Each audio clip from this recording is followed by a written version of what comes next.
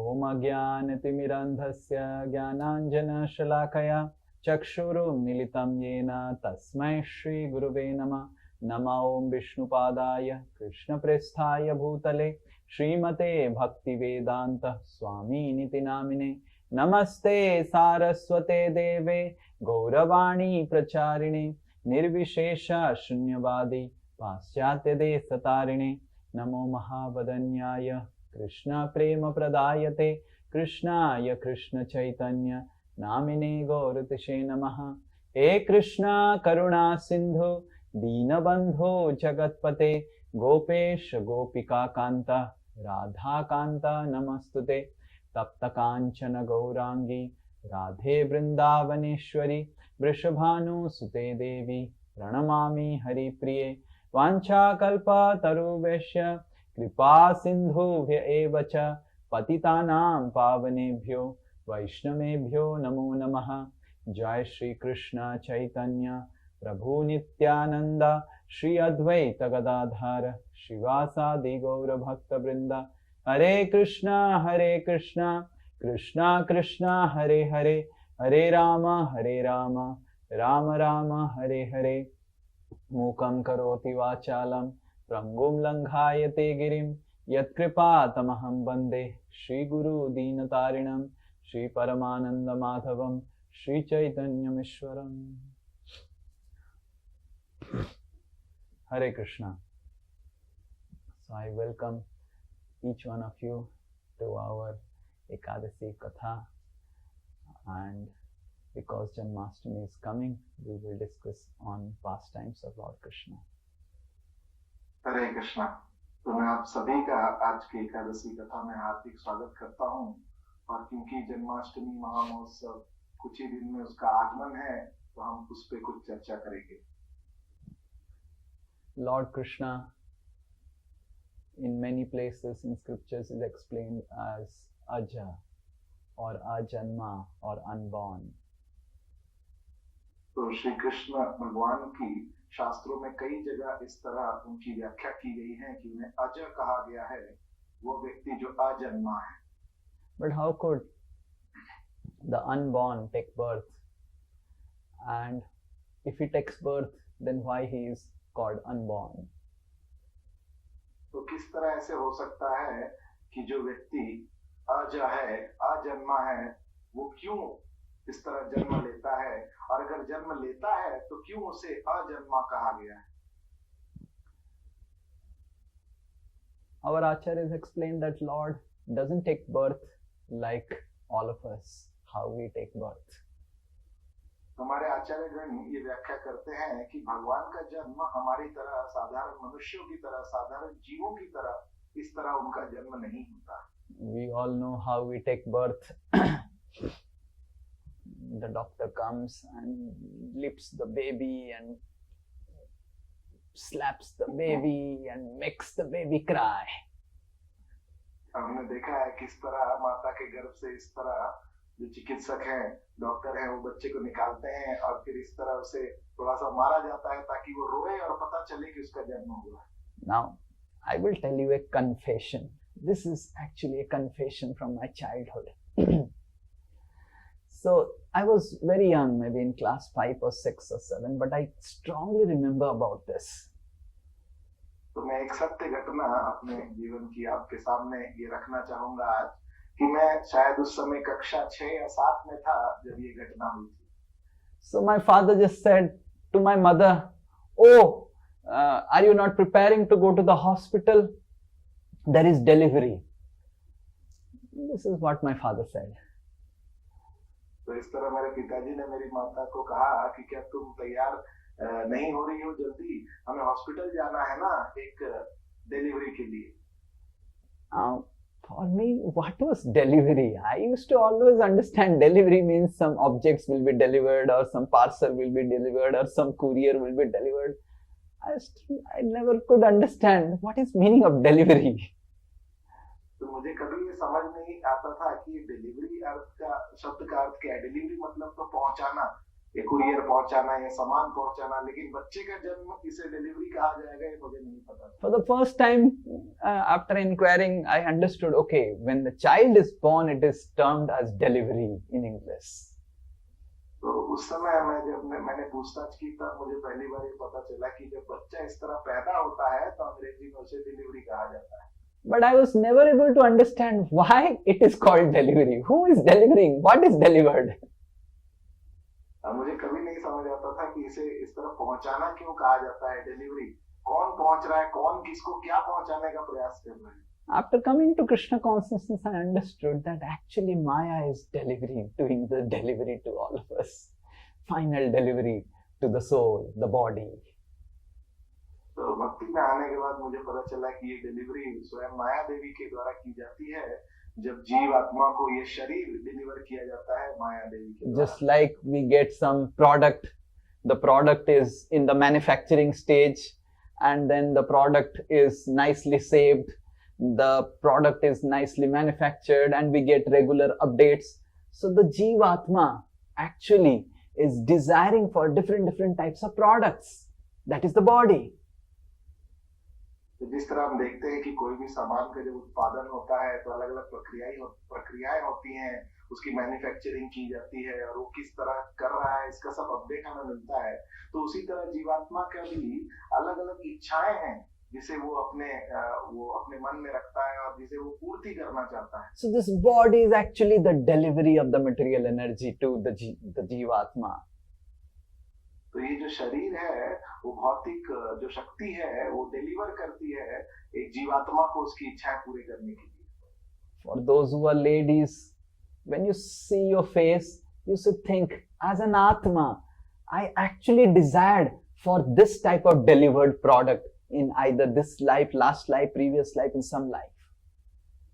तो जब भी एक माता के रूप में कभी हम अगर दर्पण की ओर देखते हैं, आईने की ओर देखते हैं, तो हमें सोचना चाहिए कि किसी ना किसी जन्म में जरूर मैंने ये इच्छा की होगी कि मुझे इस तरह का प्रोडक्ट माया देवी से चाहिए जिसे मैं दर्पण में सुंदरता से देखता हूँ. Sometimes we have squint eyes. In some life we would have definitely made fun of those who have squint eyes. तो कभी कभी हम देखते हैं किन्हीं की जो आंख होती है वो थोड़ी, जिसे हम हिंदी में भेंगी कहते हैं, वो थोड़ी आगे तिरछा होती है. तो जरूर ऐसा कभी ना कभी हुआ होगा. अगर हमें ऐसा मिला है तो कभी ना कभी हमने किसी इस तरह के भेंगी आंखें वाले व्यक्ति का मजाक उड़ाया होगा. So whatever body is actually the product of the Jivatma to enjoy this world. तो जो भी ये शरीर हमें मिला है वो इसलिए मिला है कि किस तरह हम इस भौतिक जगत का आनंद ले पाए. And that's why childbirth is called the delivery, because Maya is giving the final product to the Jivatma. Look, get up! You have got the final product ready. तो इसीलिए इस बच्चे के जब पैदा होने की प्रक्रिया को डिलीवरी कहा जाता है, क्योंकि माया देवी ये कह रही है, हे जीवात्मा, लो अब तुम्हारा फाइनल प्रोडक्ट, तुम्हारा ये शरीर जिसे तुम्हें भोग करना है वो तैयार है. But Krishna doesn't go through delivery because he comes to deliver. परंतु भगवान इस डिलीवरी के प्रक्रिया से नहीं जाते हैं क्योंकि वो सबको तारने के लिए आते हैं. He removes the why and comes as to deliver all of us. And he doesn't take birth like all of us go through the delivery process. तो इस डिलीवरी से वाई शब्द को हटा दिया जाए तो डिलीवर, इसका मतलब है उद्धार करने के लिए भगवान आते हैं सभी जीवात्माओं को इस भौतिक. And that's why Krishna says in Bhagavad Gita, Atma Maya, Srijami Atma Maya. He comes with his own very self body and doesn't take any body. तो इस तरह भगवद गीता भगवान बताते हैं कि भगवान का जो जन्म है वो आत्म माया है. भगवान स्वयं अपने शरीर के साथ, दिव्य शरीर के साथ अवतरित होते हैं. कोई और शरीर उन्हें प्रदान नहीं किया जाता है कि वो जन्म ले सके. When Krishna took birth, he had ornaments, he had pitambari cloth, he had a mukut, he had peacock feather. Can anyone of us are born like this? तो जब भगवान का जन्म हुआ था तो भगवान पूरी तरह सुसज्जित थे. अलंकारों से सुशोभित थे, पीतांबरी वस्त्र पहने थे, सिर पर मुकुट था, मयूर पंख था। क्या हम सोच भी सकते हैं कि भौतिक जगत में किसी का इस तरह जन्म हो, पूरी तरह सुसज्जित होकर? No one even takes birth with a diaper. Forget about Pitambari cloth. किसी का जन्म तो एक डायपर भी पहन के नहीं होता है, हमने कभी नहीं देखा है। इस तरह पीतांबरी के वस्त्र तो छोड़ ही दीजिए। So this pastimes, what we are going to discuss in some few classes till Janmashtami, we must understand that these are not some ordinary stories of a boy who is born, but this is actually the Supreme Personality of Godhead taking birth. तो आगे हम कई कक्षाओं में जो जन्माष्टमी की लीलाओं में चर्चा करेंगे, भगवान कृष्ण की दिव्य लीलाएं, तो हमें समझना चाहिए कि कोई साधारण क्रियाकलाप नहीं हम चर्चा कर रहे हैं जो इस भौतिक जगत के किसी साधारण मनुष्य या छोटे बालक की क्रिया है। ये स्वयं परम पुरुषोत्तम भगवान की दिव्य लीलाओं की चर्चा है। And Krishna says in Bhagavad Gita that how his pastimes of Janma and Karma, Janma Karma Chame Divyam, they are divine. And not just they are divine, if anyone hears them, they also become divine. तो भगवान भगवद गीता में स्वयं कहते हैं कि उनके जन्म और कर्म जो हैं वो दिव्य हैं, वो कोई साधारण नहीं है, और ना कि वो दिव्य हैं, इनका श्रवण अगर कोई करता है श्रद्धा से तो वो स्वयं भी दिव्य पुरुष बन जाता है। And he gets finally a divine body in the spiritual world. और वो उस व्यक्ति को अंततः एक बहुत ही दिव्य शरीर उसे प्राप्त होता है आध्यात्मिक जगत में। So in these few sessions starting from today, we will be discussing about Krishna's birth in detail, and we will try to see how much we can cover of Krishna's killing of different demons. तो आज से कुछ सत्रों में जन्माष्टमी तक हम भगवान की जन्म और बाल्य लीलाओं की चर्चा करेंगे और देख सकते हैं कि कितना हम प्रयास करेंगे कितनी लीलाओं को हम उनकी व्याख्या कर पाएं। Mostly this time we'll try to kill Putana.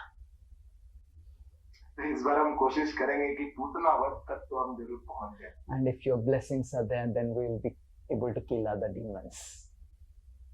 आप सबका आशीर्वाद रहा तो भगवान जरूर और भी असुरों का वध इन लीलाओं में करेंगे। Many of our acharyas have written a lot of pastimes as subsidiary to Krishna's pastimes.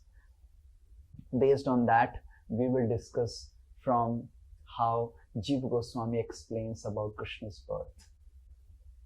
तो हमारे कई आचार्यों ने कृष्ण की लीलाओं की व्याख्या की है भागवत के साथ साथ, परंतु हम मुख्यतः चर्चा करेंगे किस तरह जीव गोस्वामी पाद ने कृष्ण जन्म लीला की व्याख्या की है। In the dynasty of Yayati, who actually comes from Chandra Vamsa, from Chandra, there were sons called, his elder son, Yayati's elder son was Yadu, and his youngest son was Puru. तो इस तरह जब ययाति महाराज के इसकी कथा आती है कि वो चंद्र वंश में थे और ययाति महाराज के दो पुत्र होते हैं, एक यदु और एक पुरु। Now the story of Yayati is very interesting. He had two wives, and one wife was the daughter of Sukracharya. तो ययाति महाराज की जो कथा है वो बहुत ही रोमांचक है। उनकी दो पत्नियां थीं और जो एक पत्नी थी वो शुक्राचार्य की बेटी थी। And being the daughter of Sukracharya, who is very, very powerful in this universe, she was wanting that the other wife of Yayati should become her slave and servant, and she should be the main queen. और क्योंकि वो पुत्री शुक्राचार्य की पुत्री थी, जो कि वो बहुत ही विख्यात व्यक्ति हैं इस जगत के, तो हमेशा से चाहती थी कि जो दूसरी जो पत्नी है वो एक दासी की तरह रहे और वो मुख्यतः पत्नी की तरह ही रह सके। But King Yayati loved both of them, and King Yayati loved the other lady who was a Kshatriyani. I think her name was Sarmishtha. तो ययाति महाराज तो अपनी दोनों पत्नियों से प्रेम करते थे और दूसरी पत्नी जो थी शर्मिष्ठा वो एक क्षत्रानी थी। And he loved her more than Devyani, who was Sukracharya's daughter. और वो शर्मिष्ठा से कुछ ज्यादा प्रेम करते थे देवयानी से ज्यादा उससे प्रेम करते थे, जो कि And Shukracharya Sukracharya's daughter became so upset and so upset and so upset, she went back to her father's home. और जो शुक्राचार्य की पुत्री देवयानी इतनी दुखी होती है कि वो वापस मायके अपने पिता के घर, शुक्राचार्य के घर चल जाती है। And Sukracharya became so angry, he cursed Yayati that you should become old. तो और शुक्राचार्य इतने क्रोधित हो जाते हैं अपनी पुत्री का दुख देखकर कि वो तुरंत शाप दे देते हैं ययाति महाराज को कि तुम तुरंत ही वृद्ध हो जाओ। And then the king Yayati, he falls down at the feet of Sukracharya and says, "Oh, please make me young again. No, please make me young again. I don't want to become old right now. My whole life is remaining. I want to enjoy." And Sukracharya says, "You go to your son. Any of your son agrees to give his youth to you, you can get his youth and make him old." तो इस तरह जब श्राप मिलता है तो ययाति महाराज बहुत ही दुखी होते हैं और वो तुरंत जाकर शुक्राचार्य से कई बार प्रार्थना करते हैं कि अभी मैं तुरंत वृद्ध नहीं होना चाहता, मैं अभी अपनी जवानी का जीवन जीना चाहता हूँ। और शुक्राचार्य उन्हें उपाय करते हैं कि आप अपने किसी भी पुत्र के पास जाइए और वो अगर अपनी युवावस्था आपसे बदल लेना चाहे वृद्धावस्था से, तो वो वृद्ध हो जाएंगे और उनकी युवावस्था आप ले सकते हैं। So when Yayati, who is the king of the entire earth that time, becomes old like this because of the curse of Sukracharya, Yayati comes to Yadu, his eldest son, and begs, "Please give your youth to me, and I would want to enjoy, and you can do austerities in the old age." तो ययाति महाराज जो कि पूरे अभी इस संसार के, इस पृथ्वी के सम्राट हैं, वो वृद्ध हो जाते हैं। तो वो सर्वप्रथम अपने अग्रज पुत्र यदु के पास जाते हैं और कहते हैं, कृपा कर तुम अपनी युवावस्था मुझे दे दो और मेरी वृद्धावस्था ले लो, ताकि मैं भोग कर सकूं और तुम मेरी वृद्धावस्था से तपस्या कर सको। Now Yadu, when he was born, there was celestial people, all the heavenly denizens and everyone, they started playing kettle drums and everyone, and all the astrologers said, in his family of Yadu, the supreme personality of Krishna, Godhead, is going to appear. तो जब यदु महाराज का जन्म हुआ था तो उस समय कई सारे देवी देवता सभी वहां पर आए थे और इस तरह आकाश से सभी ने ये ज्योतिषों ने यह व्याख्या की थी कि यदु महाराज आप इतने महान हैं कि आपके ही वंश में आगे चलकर स्वयं परम पुरुषोत्तम भगवान श्री कृष्ण जन्म लेंगे। So Yadu started thinking, if I tell to my father and if I give my youth to my father and become old like him now, then I am right now not married. And if I am not married, my child is not born, how in my dynasty the Lord is going to appear? So it is going to really create a hindrance in Lord's appearance. And that's why I would not give my old youth to my father. So Yadu महाराज ने सोचा कि अगर इस तरह मैं अपनी युवावस्था अपने पिताश्री को दे देता हूँ और अभी तो मेरी विवाह भी नहीं हुआ है, पुत्र भी नहीं हुआ है, और अगर मैं वृद्ध हो जाता हूँ तो किस तरह मेरा पुत्र हो पाएगा, और जो भगवान के प्रकट होने की लीला है जो मेरे वंश में है वो पूरी नहीं हो पाएगी, उसमें बाधा हो जाएगी, और भगवान की लीला में मैं बाधा नहीं करना चाहता, तो मैं अपनी युवावस्था अपने पिता को नहीं दूंगा। So Yadu respectfully disagreed to his father's proposal and said, "Oh father, in my dynasty it is predicted that Lord will appear. If I give my youth to you, how the Lord is going to appear? Please understand." But Yayati was so upset. He didn't hear anything of Yadu and he cursed him that, "Yadu, you are dismissing my proposal, disobeying my order. I will never give you any part of my kingdom. I banish you from my kingdom." तो इस तरह यदु महाराज ने बहुत ही आदरपूर्ण अपने पिता को मना करते हुए कहा कि पिताश्री, मेरे वंश में तो ऐसा भविष्यवाणी है कि परम पुरुषोत्तम भगवान स्वयं प्रकट होने वाले हैं, तो इस उनकी प्रकट लीला में मैं किस तरह बाधा दे सकता हूँ अगर मैं विवाह नहीं करूंगा और वृद्ध हो जाऊंगा, तो इसलिए मैं अपनी युवावस्था आपको नहीं दे पाऊंगा भगवान की सेवा के लिए। परंतु ययाति महाराज इतने क्रोधित होते हैं ये सुनकर कि तुम मेरा प्रस्ताव ठुकरा रहे हो, तुम अपने पिता का आज्ञा ठुकरा रहे हो, और वो उसे श्राप दे देते हैं कि मेरा साम्राज्य है उसमें से तुम्हें कुछ भी नहीं मिलेगा, और तुरंत उसे साम्राज्य से बाहर निकाल देते हैं। But Yadu was so powerful. He went on to establish his own kingdom in Mathura, in the parts of Dwaraka, Rajasthan and all, and that till now is called the Yadu Vamsa. परंतु यदु महाराज इतने शक्तिशाली थे, पराक्रमी थे कि स्वयं अपने बल पर उन्होंने अपना साम्राज्य खड़ा किया, जो हम देख सकते हैं आजकल द्वारका, मथुरा और राजस्थान के कुछ क्षेत्रों में, जिसे हम यदु वंश के नाम से भी अभी जानते हैं। Then King Yayati went to his youngest son. To all other sons, everyone denied, and finally he went to his youngest son Puru, who was ready to accept his old age and become old and give his youth to King Yayati. तो इस तरह ययाति महाराज अपने और पुत्रों के पास जाते हैं, और जब किसी से उन्हें युवावस्था नहीं मिलती है तो अपने सबसे अनुज पुत्र पुरु के पास जाते हैं, जो उनकी प्रस्ताव को मान लेते हैं और उनकी युवावस्था उन्हें देने के लिए तैयार हो जाते हैं। So King Yayati, after getting the youth from Puru, enjoys for many years, and finally gets so frustrated with the family life, with everything, and that he feels so much repentant that he, for his own sake of enjoyment, he took away the youth of his own son, and his son is suffering the old age. He goes to Sukracharya and falls at his feet and says, please again give me my old age and make my son the youth again, Puru.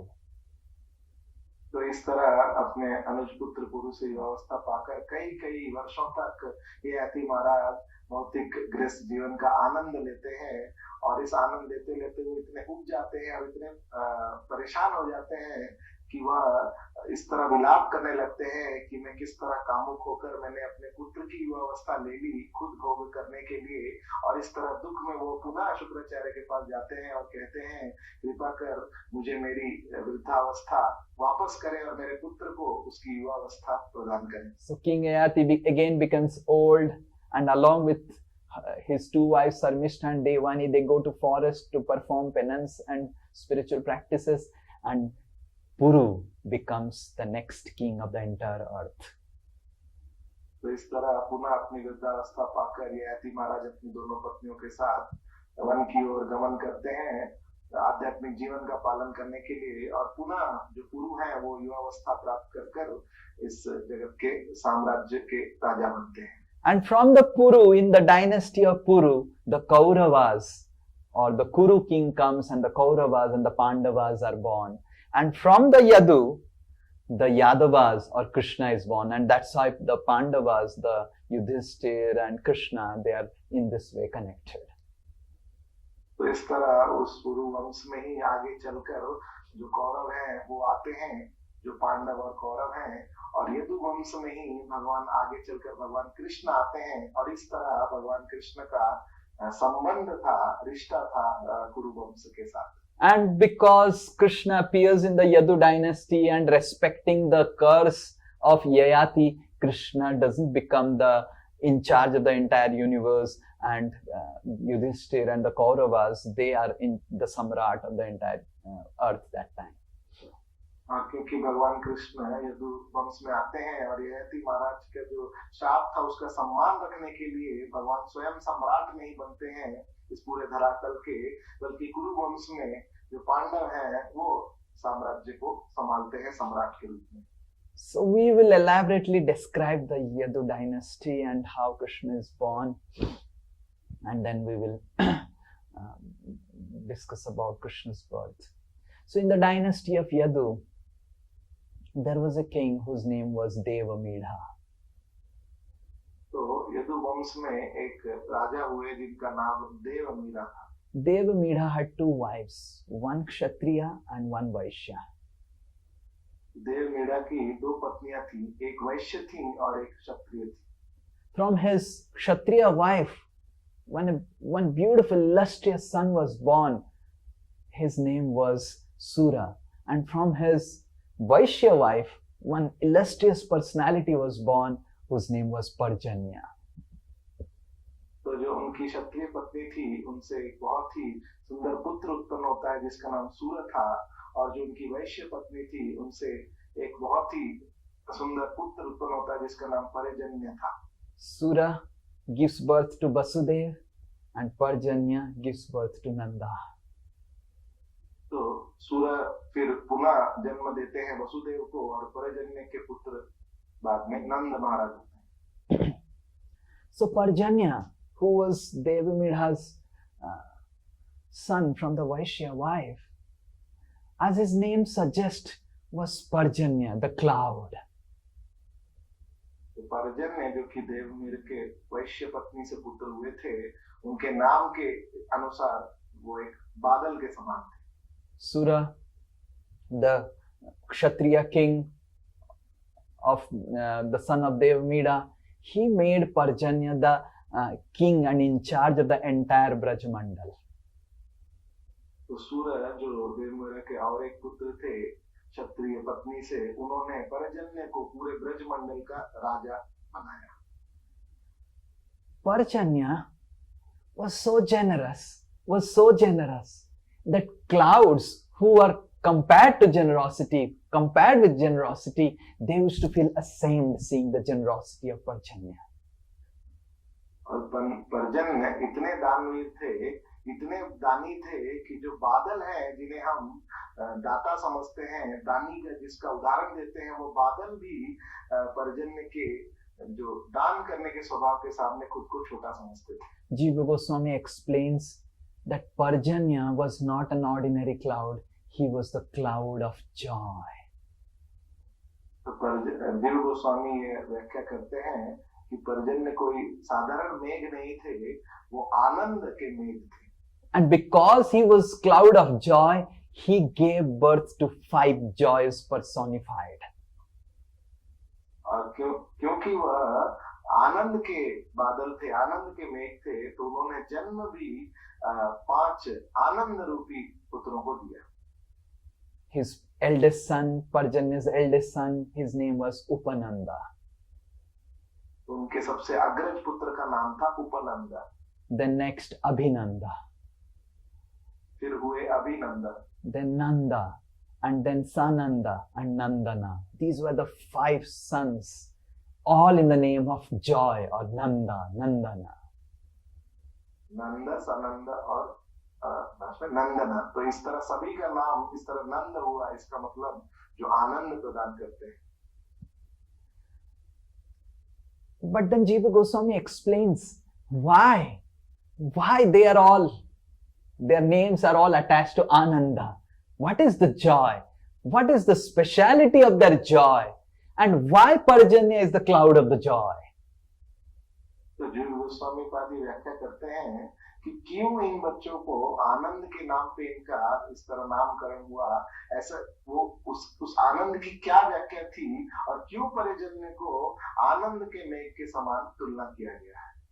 Definitely Parjanya was generous. Definitely all these sons were illustrious. But Jiva Goswami explains a very interesting and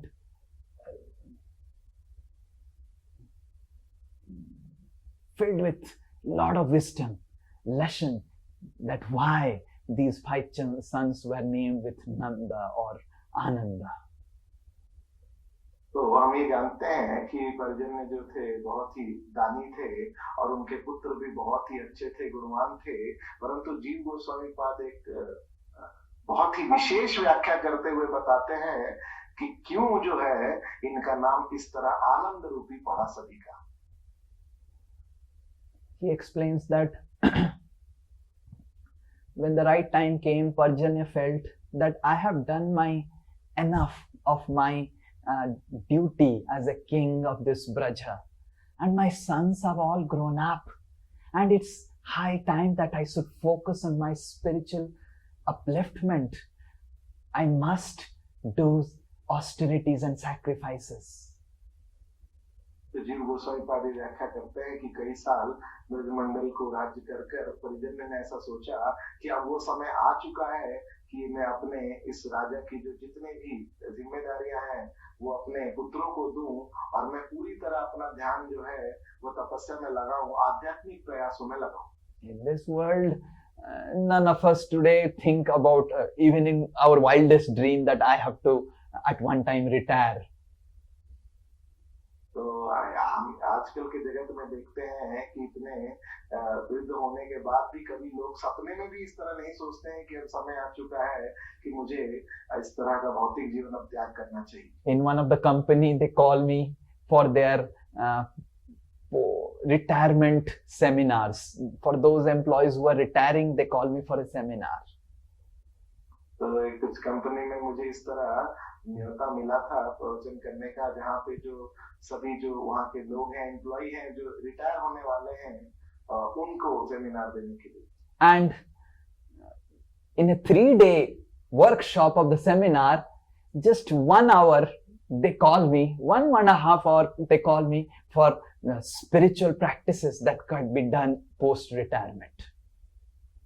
तो ये 3 दिन का इस तरह उनका कार्यक्रम हुआ, उसमें से केवल 1 दिन, वो भी 1 घंटे के लिए केवल उन्होंने मुझे आध्यात्मिक कार्यों के बारे में व्याख्या करने कहा, जो कि रिटायरमेंट के बाद किया जा सकता है. And I was little curious what all things they are teaching in other days of this workshop. तो मेरे को ये इच्छा जिज्ञासु था मैं जानने के लिए कि और बाकी दिनों में वर्कशॉप में क्या सिखा रहे हैं इन रिटायर होने वाले लोग. And most of the stuff is how to keep yourself engaged again and keep working after retirement. मुख्यतः सभी जगह बस यही व्याख्या बताई जा रही थी कि किस तरह रिटायर होने के बाद भी खुद को हमें लगाए रखना है अलग अलग कार्यों में. So in this world, no one wants to retire from their family life, from the business, from the control over money, power, influence. No one wants to renounce and retire. तो हम देखते हैं जगत में कोई भी व्यक्ति त्याग नहीं करना चाहता है, छोड़ना नहीं चाहता है अपने व्यापार को, अपने जीवन को, अपने परिवार को, कोई नहीं छोड़ना चाहता है. But Parjanya was his sense of urgency to practice spirituality intensely was so much that he felt that I must give all the power, position and everything to my sons and I must retire to the forest and not even stay here. हम देखते हैं पर्जन्य महाराज की तीव्रता इतनी ज्यादा थी आध्यात्मिकता पे पूरी तरह लगने की कि वो समझ गए थे कि अभी मुझे अपने सारे जो कार्यकलाप हैं, जो भार हैं, वो अपने पुत्रों को सौंप कर मुझे पूरी तरह आध्यात्मिकता में लगने रहना चाहिए और मुझे रहना भी नहीं चाहिए यहाँ. वो तुरंत वन की तरफ गमन करते हैं अकेले आध्यात्मिकता में लगने. So he calls for a meeting. He calls all the residents of the village of Braj and all the men, respectable men, they assemble. He calls his 5 brothers and in a very wonderful coronating ceremony, he takes the crown and gives it to Abhinanda, requesting him to take charge of Braj. तो इस तरह पर्जन्य महाराज ब्रज में एक दिन सभी लोगों को आमंत्रित करते हैं, जितने भी लोग थे, बहुत बड़े उत्सव का आयोजन करते हैं और उसमें सभी के सामने वो जो ब्रज का जो भार है, जो मुकुट है, वो उसे अभिनंद के हाथ में सौंपते हैं और उन्हें कहते हैं कि अभिनंद, उपनंद, उपनंद जी के, तो उपनंद जी के हाथ में सौंपते हुए कहते हैं कि आज से वो ब्रज का सभी कार्यभार संभाले. Upananda, the eldest son, in front of all the assembly of all the respectable men of Braj, he says that everyone, all of us, all of us are affected by the affection and love. And we understand that the love that my younger brother Nanda gives to all of us is far beyond than any of all of us brothers together. तो जिस तरह उपनंद को यह कार्यभार मिलता है तो तुरंत वो सभी को संबोधित करते हुए कहते हैं कि हर कोई जो है प्रेम और प्रीति चाहता है अपने प्रति, और हम सभी जानते हैं ब्रजवासी कि जितना प्रेम और प्रीति नंद के हृदय में है हम सभी के प्रति, उतना हम बाकी चारों भाइयों का मिलकर भी नहीं है किसी के प्रति. So he immediately takes the crown that his father has taken out from his head.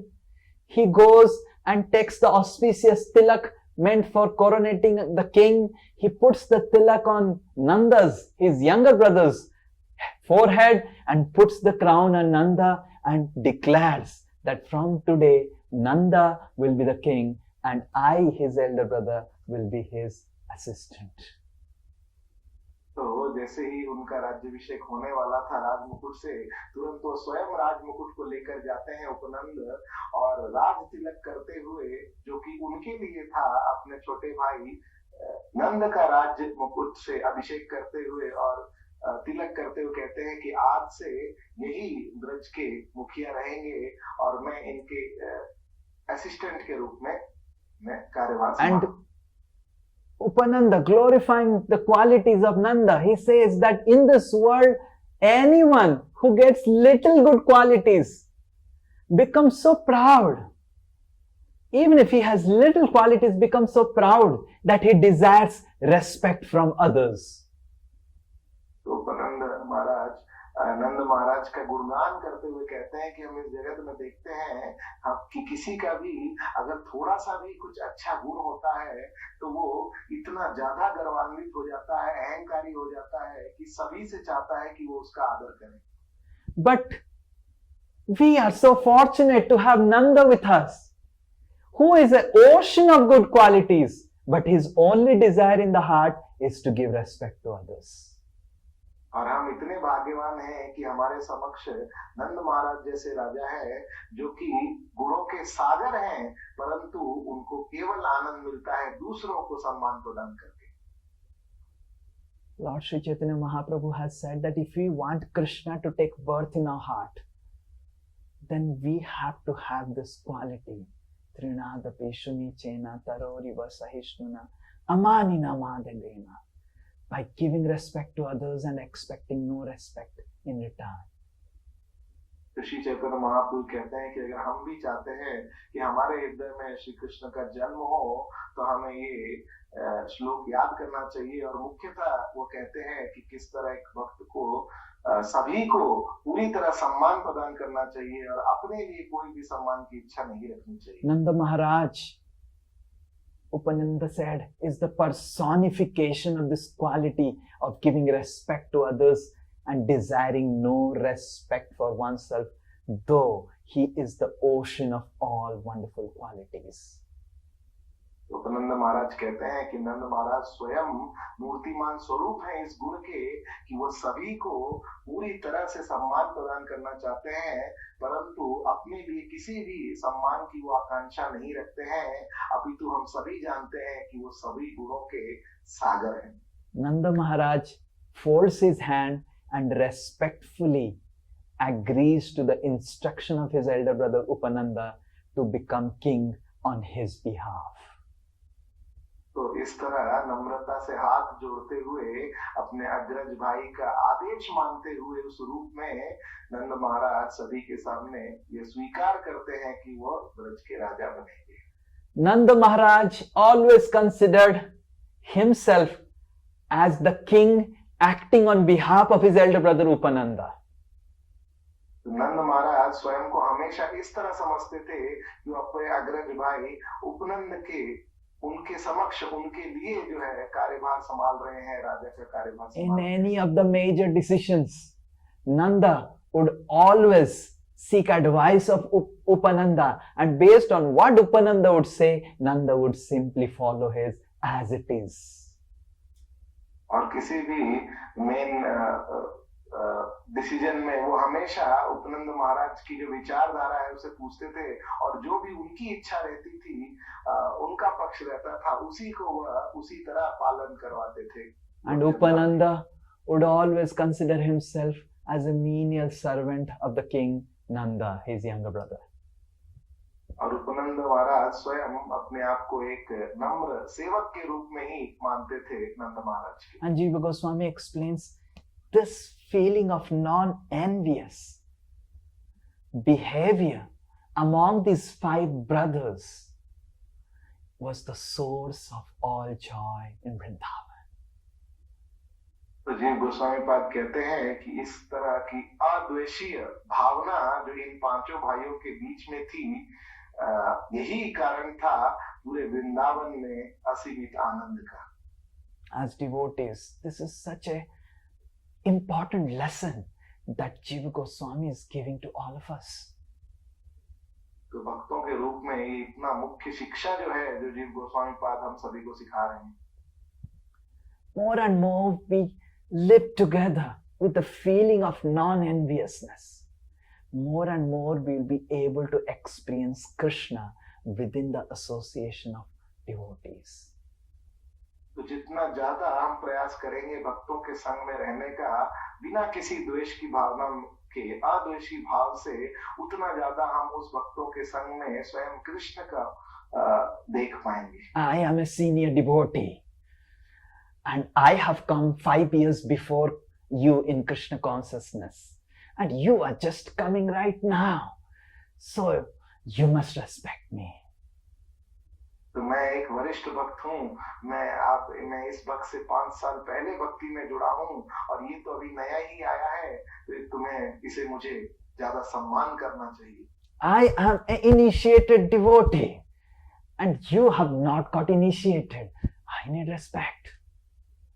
मैं एक दीक्षित भक्त हूँ और तुम्हारा तो अभी तक दीक्षा भी नहीं हुई है, तो मुझे ज्यादा सम्मान मिलना चाहिए. Upananda had all reasons to be respected.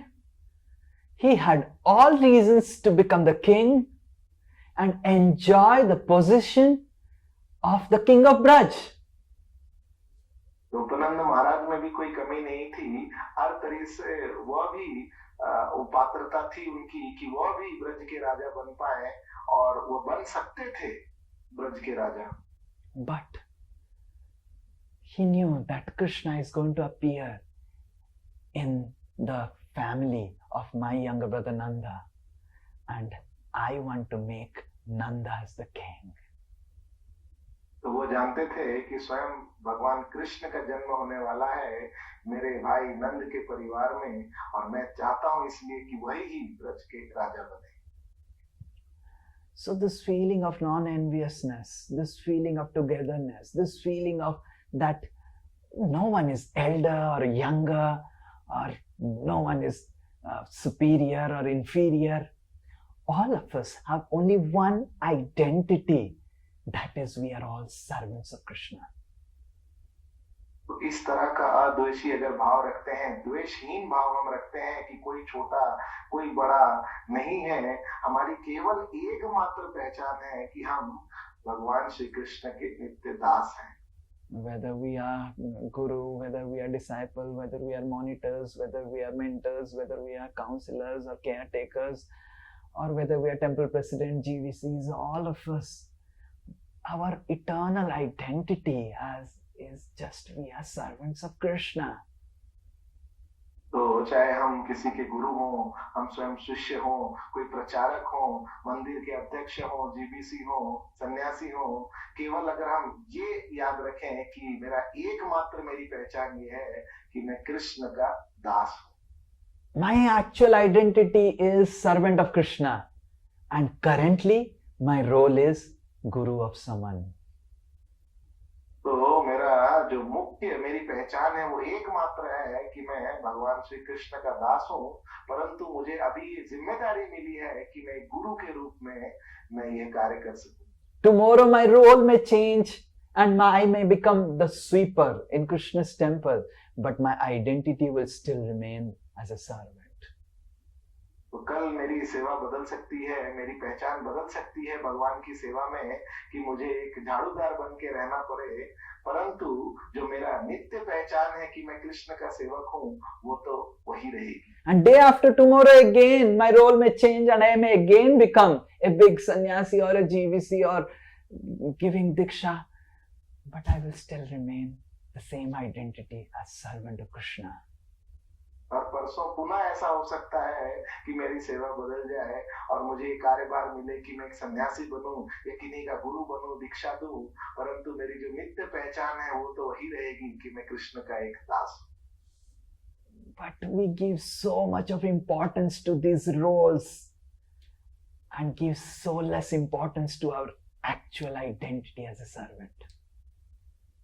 परंतु दुख की बात यह है कि हम इतना ज्यादा महत्व देते हैं जो हमें जो कार्यभार हमें सौंपा जाता है और जो हमारी नित्य पहचान है उसको हम बहुत ही कम महत्व देते हैं। Upananda had no complaints that, oh Krishna, why you are not going to appear in my family? I am the eldest son. He simply was fully accepting, oh Krishna, you are going to appear in our family. Whether it is Nanda's family or my family, it is our family. नंद महाराज ने कभी भी ऐसा नहीं कहा, कभी भी ऐसा नहीं सोचा कि कृष्ण Nanda, Upananda. उपनंद ने कभी ऐसा नहीं सोचा कि हे कृष्ण, मैं तो सबसे अग्रज पुत्र हूँ इस परिवार का, आप मेरे परिवार में क्यों जन्म नहीं ले सकते हैं, मैं तो ज्यादा पात्रता रखता हूँ। उन्होंने सोचा कि कृष्ण, आप तो हमारे परिवार में, हम भाइयों के परिवार में जन्म लेने वाले हैं, ये तो मेरा ही परिवार है। It is actually the quality and consciousness and the state of our heart that makes us become dear to Krishna and makes Krishna appear in our heart. तो भगवान का हमारे हृदय में जो प्राकट्य होता है वो इससे तय होता है कि हमारे हृदय की, हमारी चेतना की शुद्धता, उसकी गुणवत्ता कितनी ज्यादा है। So Nanda was made the king and everyone was happy in Vrindavan. There was happiness everywhere except for one reason. तो इस तरह नंद महाराज का राज्याभिषेक होता है ब्रज के राजा के रूप में और हर तरफ वृंदावन में आनंद ही आनंद होता है, सभी खुश होते हैं केवल एक कारण छोड़कर। Everyone was happy for every reason, but in everyone's heart, deep within their heart, there was one sign of great pain. तो सभी लोग सभी कारणों से खुश थे नंद महाराज के राज्याभिषेक से, परंतु एक कारण था जो सभी के हृदयों में चुभ रहा था, जो दुख का कारण था। For so many years after Nanda has become king, Nanda had no child. इतने वर्षों के राजा होने के बाद भी, राज करने के बाद भी उनका कोई पुत्र नहीं हुआ। Everyone in Vrindavan felt the pain, and Nanda and Yasoda also felt the pain that they don't have a child. तो वृंदावन के सभी वासियों के हृदय में ये दुख था, सभी दुखी थे और नंद महाराज और यशोदा महारानी भी दुखी थे कि उनकी कोई संतान नहीं। So they did so many yajnas, so many brahmanas. They were concerned in Vrindavan that we will do yajna for you, O Nanda, O king. We will ensure that you will get a son. And so many yajnas would happen, but there will be no son. इतनी सारी पूजाएं और कितने सारे यज्ञ हवन किए गए और ब्राह्मण देव जो थे वो तो और चिंतित थे कि हे नंद महाराज, हम आपके समक्ष में सब यज्ञ करेंगे ताकि आपको पुत्र संतान प्राप्ति हो पाए, परंतु उसके बाद भी कोई फर्क नहीं पड़ा। Reduce the temperature. Reduce the temperature.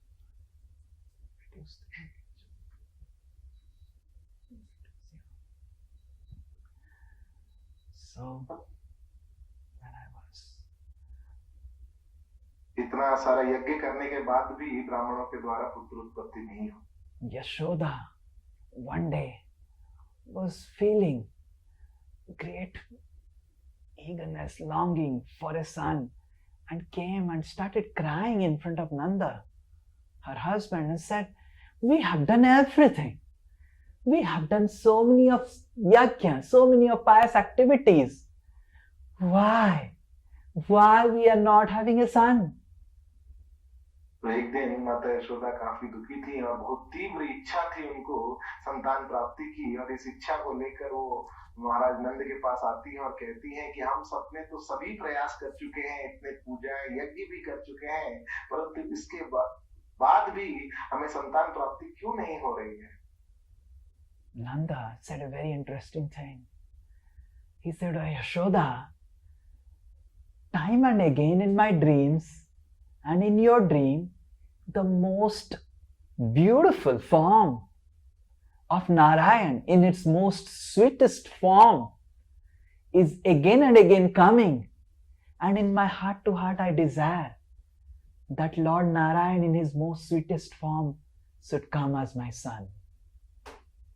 तो नंद महाराज ने एक ये रोमांचक बात कहते हुए माता यशोदा को कहा कि आप भी जानती हैं कि आपके मन में भी और मेरे मन में भी स्वयं भगवान नारायण की जो सुंदर दिव्य स्वरूप है और मधुर रूप है वो बार बार प्रकट हो रहा है, और ऐसी मेरे हृदय की इच्छा है कि भगवान नारायण का जो वो मधुर स्वरूप है वो हमारे अगर पुत्र के रूप में जन्म ले। But how can Lord appear by the power of pious acts which are just karma kand? परंतु ऐसा कैसे हो सकता है कि स्वयं भगवान का जन्म हो जाए केवल मात्र पुण्य कार्य कर जो कि कर्म कांड के क्षेत्र में आते हैं?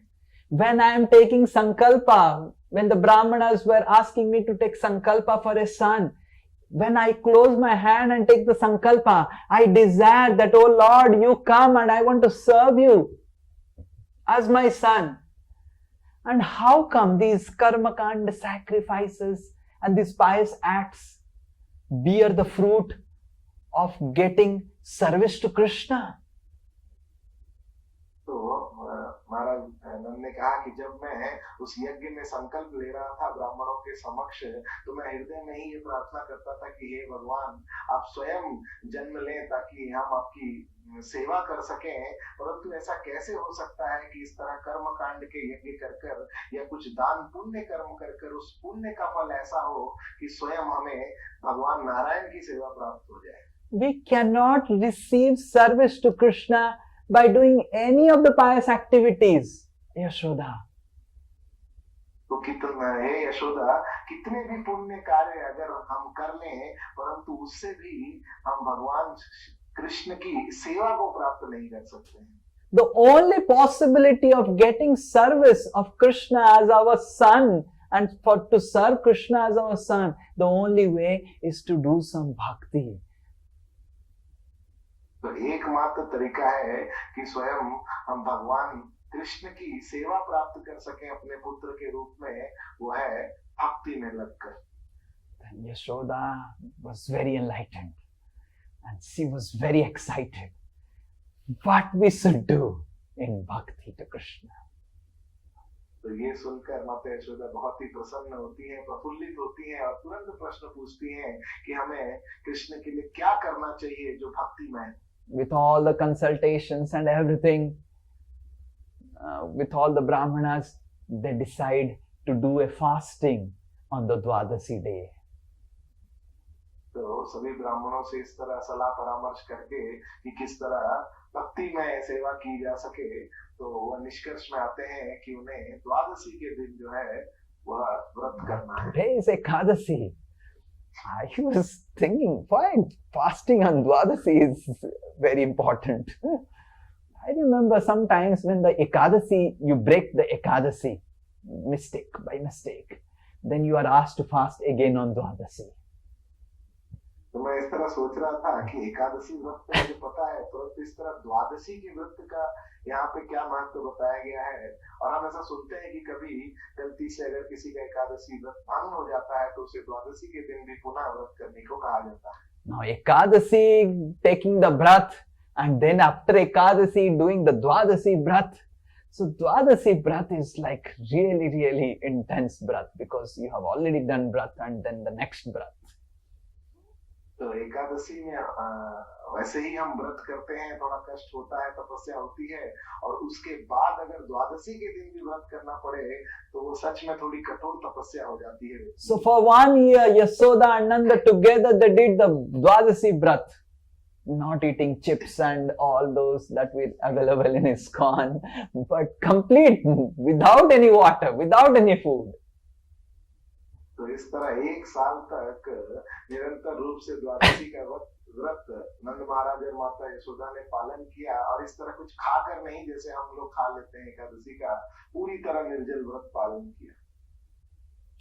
On the last Dwadasi night, the Lord appeared in the dream of Nanda and appeared in the dream of Yasoda, and the Lord said, "O Nanda, O Yasoda, O my father, O my mother, I am so pleased with your devotion. I am going to appear very soon. I am going to appear very soon."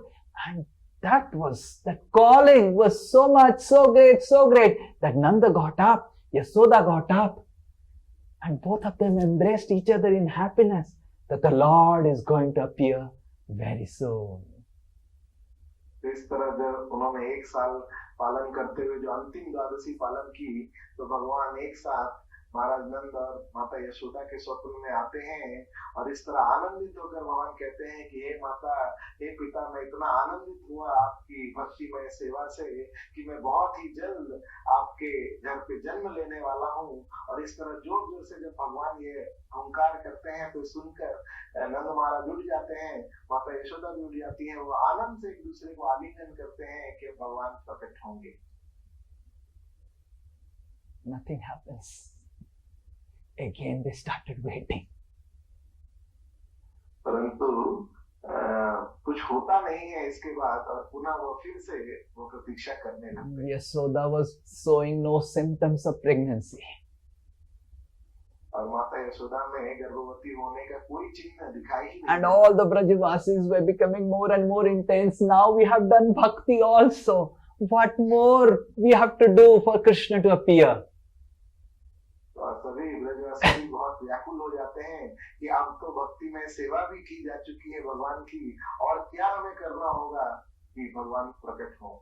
This intensity, eagerness to really long for Krishna's appearance is the price we have to pay for Krishna's appearance. तो ये तीव्रता जो है, ये व्याकुलता जो है भगवान को प्राप्त करने की, यह मूल्य चुकाना पड़ता है एक भक्त को भगवान को प्राप्त करने के लिए. But Krishna doesn't appear alone. Krishna first sends his associates. तो परंतु फिर भी भगवान कभी अकेले अपना प्राकट्य नहीं करते हैं, वो सर्वप्रथम अपने संगी गणों को भेजते हैं. One fine day when Nanda and all the assembly, all the respectable Brajvasis, they were sitting, an elderly lady along with a small son appeared before the court of Nanda. एक दिन जब सभा में नंद महाराज, उनके सभी भाई और कई ब्रजवासी बैठे हुए थे, तो एक वृद्ध महिला वहां पर अपने पुत्र को लेकर पहुंचती है. The lady was so illustrious, so effulgent. Though she was old, her effulgence filled the entire place that everyone in the assembly got up to pay obeisances to the lady. तो वो महिला अभी तो वृद्ध थी, परंतु इतनी दिव्य प्रतीत होती थी, ऐसी आभा उसके शरीर से निकल रही थी कि उसे देखकर सम्मान में सभी ब्रजवासी वहीं खड़े हो जाते हैं. And this lady said, "My name is Purnamasi, and this is my grandchild Madhumangal." तो वह वृद्ध महिला अपनी परिचय देते हुए कहती है कि मेरा नाम पौर्णमासी है और ये मेरा पोता है जिसका नाम मधुमंगल है. Both of us have done so much of austerities from our childhood that we don't grow in our age. तो हम दोनों ने अपने बचपन से इतनी सारी तपस्याएं की हैं कि हमारा जो उम्र है हमारा, वो कभी बदलती नहीं। If she doesn't grow from her age, then how she is middle age? The Brajavasis didn't ask this important question. They were so innocent. तो उनकी उम्र अगर कभी बढ़ती नहीं है तो किस तरह वो वृद्ध बनी और किस तरह वो वृद्ध है, यह प्रश्न ब्रजवासियों ने नहीं पूछा। The striking feature of the Brajavasis is just silent your mobile. The striking feature of Brajavasis is their innocence. तो एक सबसे मुख्य गुण जो है, जो सभी ब्रजवासियों में पाया जाता है, कि वो बहुत ही innocent, मासूम है, नादान है। And then Purnamasi said that very soon, Krishna is going to appear. But before Krishna appears, a very illustrious personality is going to appear in Braj. तो पौर्णमासी ने ये कहते हुए कहा कि बहुत ही जल्द स्वयं कृष्ण प्रकट होने वाले हैं, परंतु कृष्ण के प्राकट्य से पहले एक बहुत ही दिव्य व्यक्ति का आगमन प्राकट्य होने वाला है। Within few days, Vasudev, who was encaged by Kamsa, who was so troubled, he sent his pregnant wife Rohini to Vrindavan to be taken care by Nanda.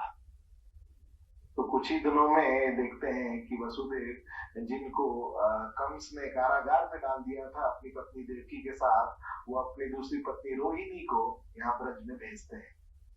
When Rohini came, she was already pregnant. जब माता रोहिणी ब्रज में आती हैं, तो वो गर्भवती ही थी। And Yasoda and Rohini become friends like Ganga and Jamuna, Jiva Goswami says. Anil Goswami पाद बताते हैं कि माता रोहिणी के आगमन के बाद माता यशोदा और रोहिणी की मित्रता गंगा और जमुना की तरह घनिष्ठ हो जाती है। And one fine night on the Magha month, on the first day of Magha month, Nanda gets a dream that a beautiful boy is roaming in his house, and he is roaming behind the beautiful boy who is having a beautiful color of the complexion of rain cloud, and he is wearing a peacock feather, and Nanda is running behind him, my son, my son, my son. And while he is roaming, this beautiful boy jumps and enters the heart of Nanda. तो इस तरह नंद महाराज स्वप्न में देखते हैं, माघ महीने के पहले दिन में वो स्वप्न में देखते हैं कि किस तरह उनके घर में, उनके आंगन में एक छोटा सा बालक जो है, जो अति मनोरम है, अति सुंदर है, जिसके सिर पे मयूर पंख है, जिसका रंग श्यामल रूप का है, वो उनके आंगन में घूम रहा है और पीछे पीछे नंद महाराज उसके चल रहे हैं कि मेरा पुत्र, हे मेरे पुत्र, हे मेरे पुत्र। और एकाएक वो बच्चा जो है कूद कर नंद महाराज के हृदय में प्रवेश कर जाता है। And Nanda Maharaj gets up and wakes up Yasoda and says, Yasoda, Yasoda, I saw a beautiful boy entering my heart. Have you ever seen such a boy? He was looking like a black cloud. He was wearing a peacock feather. He was wearing so many ornaments. He was wearing a pitambari. तो तुरंत नंद महाराज उठ जाते हैं सपने से और माता यशोदा को कहते हैं कि मैंने स्वप्न में एक बहुत ही सुंदर एक बालक को देखा, क्या तुमने भी देखा है? उसकी व्याख्या ऐसी थी कि वो बहुत ही सुंदर था, बादल के समान मेघ के रंग का था, उसके सिर पे मयूर पंख था, वो पीताम्बरी वस्त्र पहना था, कई आभूषण से सुसज्जित था।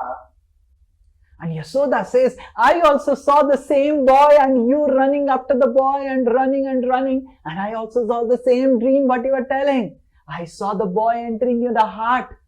And then I saw that you are calling again and again, oh boy, please come out from my heart. And this boy came out from your heart and entered my womb.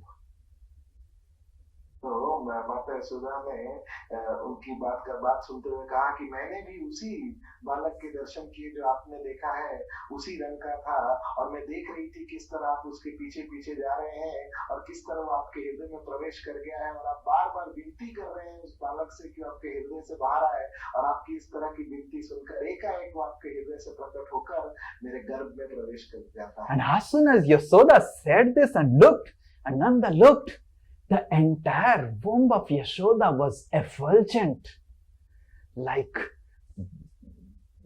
fire covered under a charcoal. तो जैसे ही इस तरह की व्याख्या माता यशोदा कर रही थी, तो एकाएक उन्होंने देखा कि माता का जो गर्भ है वो इतना सुंदर आभापूर्ण हो गया है, जिस तरह आग कभी कभी कोयले से ढकी हुई होती है। The entire home of Nanda was effulgent, and Yasoda was so self-controlled lady, but she started becoming so greedy. Give me fragrant rice, give me this, give me that. I want to eat this, because Krishna within was demanding, Mother, I want to eat this. तो नंद महाराज का जो पूरा घर है वो उस दिव्य आभा से प्रकाशित हो गया था, और माता यशोदा जो हमेशा बहुत ही शांत स्वभाव की थी, वो एकाएक कहने लगती हैं कि मुझे बहुत ही सुगंधित चावल खाने की इच्छा कर रही है, और इस तरह अलग अलग इच्छाएं प्रकट करती हैं भोजन खाने की, क्योंकि भगवान कृष्ण जो उनके गर्भ में थे उनकी इच्छा हो रही थी ये सब भोजन ग्रहण करने की।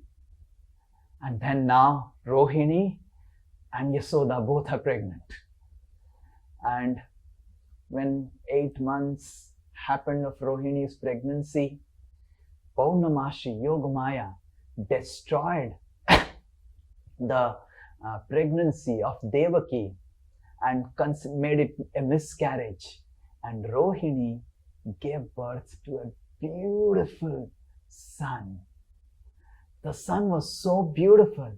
His body was completely like Sarat Badal, the autumn cloud, and his hair was like rain cloud. तो इस तरह जब 8 महीने पूरे हो जाते हैं माता रोहिणी के गर्भवती होने के, तो पौर्णमासी की इच्छा अनुसार वहाँ मथुरा में माता देवकी का गर्भपात हो जाता है, और उसी समय यहाँ माता रोहिणी के गर्भ से एक बहुत ही सुंदर दिव्य बालक का जन्म होता है, जिसके शरीर की कांति जो है वो शरद ऋतु के मेघ के समान थी, और उसके सुंदर मेघ के समान, काले मेघ के समान उसके केश थे। He was wearing blue dress. He was wearing a white feather on his head with curly hairs, lot of white ornaments and necklaces made of white pearls. He took birth, and Yasoda, Nanda and Rohini all were amazed. What a child! This child is born with all ornaments.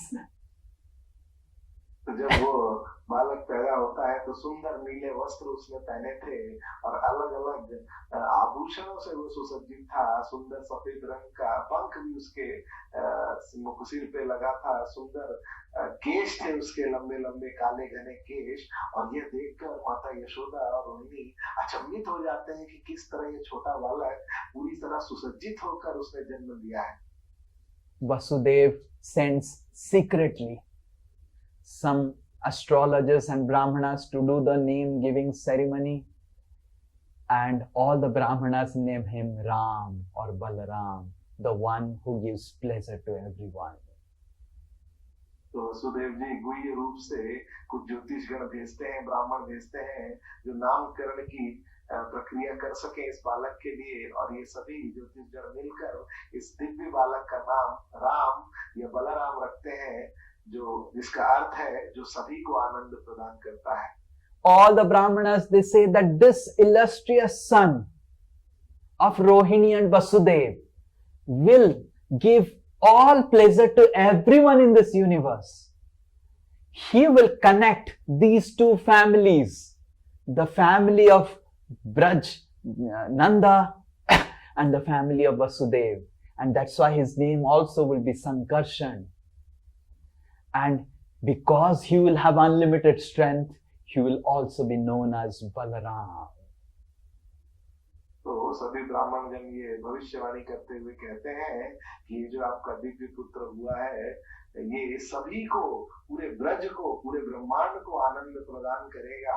और इसका मुख्य कारण ये होगा कि ये आपके परिवार और वसुदेव के परिवार को भी एक करेगा, इसलिए इसका नाम संकर्षण होगा। और ये अनंत बल का ये स्रोत बनेगा, इसलिए इसका नाम बलराम भी होगा। And everyone in Vrindavan, just by seeing the beautiful face of Balaram and just Balaram has appeared, everyone was happy in Vrindavan except Balaram himself. तो बलराम जी के इतना सुंदर दर्शन करके, उन्हें जन्म लेते हुए देखकर पूरा वृंदावन का हर व्यक्ति, हर कोई आनंद में डूब रहा था, केवल मात्र बलराम जी को स्वयं छोड़कर, जो कि आनंदित नहीं थे। Everyone would come to the house of Nanda and Yasoda and Rohini, and they say that your son is so beautiful. By seeing him, I become happy. But why your son is not happy? तो सभी कोई नंद महाराज, यशोदा महारानी, रोहिणी जी के घर पर आते थे और कहते थे कि आपका लड़का इतना सुंदर है, इतना मनोरम है, इतना मधुर है कि उसके देखते ही हमारा हृदय आनंद से भर जाता है, परंतु स्वयं आपका पुत्र क्यों आनंदित नहीं है? He has made the entire Vrindavan happy by his appearance. But why he looks so morose? उसने, उसका जन्म होते ही पूरा वृंदावन आनंदित हो गया है, परंतु वह स्वयं इतना दुखी उदास क्यों दिखता है? And you know the ladies, how they are. When the ladies are telling to Yasoda and Rohini like this, when Yasoda said, where Balaram, where Ram is not happy, and Yasoda picks up Ram, who is so morose, and puts Ram in her lap.